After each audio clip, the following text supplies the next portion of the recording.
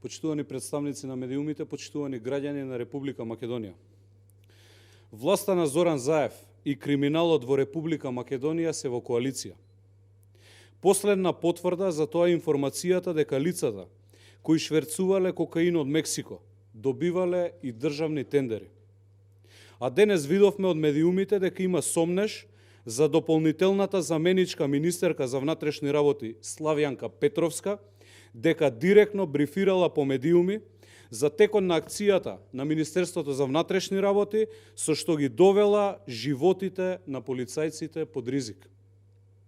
Значи имаме компанија шверцер на кокаин, која добивала државни тендери, и истовремено ја имаме Славјанка, заменик министер за Министерството за внатрешни работи, која брифира информации со кои што ја загрозува целосно оваа акција.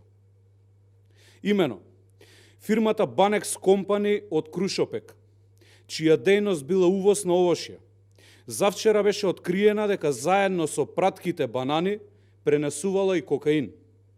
Но истата таа фирма на 31 декември 2018 година на јавен тендер продала возило на јавното комунално предпријатие во Тетово во износ од 1,5 милион денари.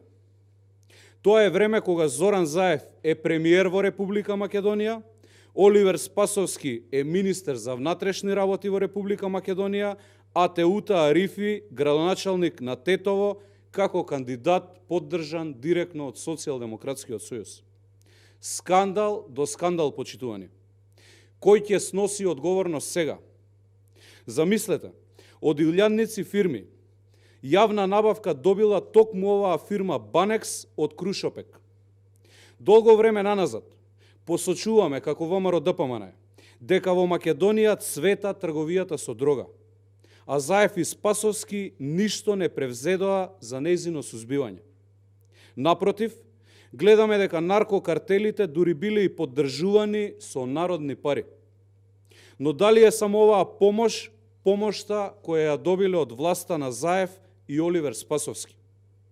Доволен повод за сомнеж за нелегални активности на фирмата Банекс требало да им биде и фактот што таа фирма во 2018 година пријавила обрт од околу 3 милиони евра. Ќе признаете дека оваа сума е незамислива за многу други сериозни компании, а не пак за една фирма која се занимава со увезување на овошје. Колку ли пратки со кокаин Банекс направиле во време на Зоран Заев и Оливер Спасовски? Колку од кокаинот поминал низ Македонија, а колку останал да се продава тука? Колку милиони евра била заработката на наркокартелот од Крушопек и дали дел од тие милиони завршиле директно кај представници од власта? Дополнително, постојат основани сомненија дека високи полициски функционери, предводени директно од заменик министерот Славјанка Петровска, ја загрозиле оваа акција на специјалните полициски сили во Крушопек. Во текот на акцијата, прво по социјалните мрежи, а потоа и по медиуми блиски до нив, била лиферувана веста за акцијата за сузбивање на трговија со дрога, па биле пуштани полувистини. Дали на тој начин биле информирани наркокартелите и се попречувало во спроведувањето на оваа полициска операција? Зарем дотаму дојдовме? Структурите во полицијата поврзани со подземјето да минираат акции на своите колеги и при тоа да ги изложуваат директно во опасност. Криминалот расцвета, почитувани, со Зоран Заев и Оливер Спасовски во Македонија.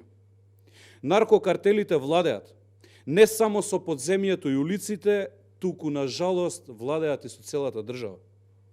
На нарковласта мора да им се застане сериозно на патот. На 12 април народот ќе ги казни Заев и Спасовски за нивното шурување со подземјето и криминалот. После 12 април во Македонија ќе владее правото и правната држава. Ви благодарам.